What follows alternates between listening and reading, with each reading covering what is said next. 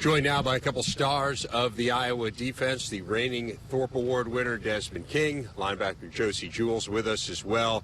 Desmond, I want to start with you. We talked about this a little bit in Chicago, but after winning the most prestigious award for a defensive back in the country, what made you decide you still wanted to come back for another year? You know, I feel like it was, it's always room for improvement for anybody. It's always a limit that you always put yourself and you make more goals. I mean, of course, making All-American and winning the Jim Thorpe Award is a good success, but at the same time, coming back, finishing my education was most important for me, and just coming back with my team. I felt like we have a good chance this year coming up this season to go ahead and repeat a great season this year. Talk a little bit about how that defensive line is coming together. You're right there in front of them, and you get to see them really develop. Yeah, I mean, experience is building up with them. They're all really good. Just some small things, they need to work on, but everybody needs to work on those things during camp. But, right now they're looking good. I can't wait to get the season with them. People always talk about corners, being cover corners, shut down corners.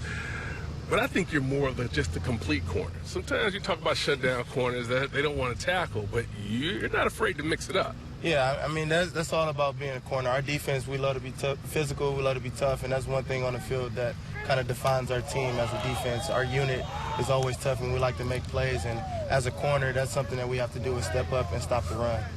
When you look at, that linebacker core, I think you guys are really aggressive. Everything's downhill.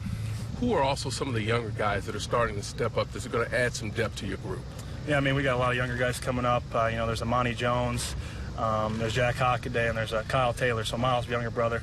They're all looking great right now, taking big steps as freshmen, so really starting to understand the defense and coming along. Desmond, your position group may be the best in the Big Ten, the defensive backfield. We hear a lot about you.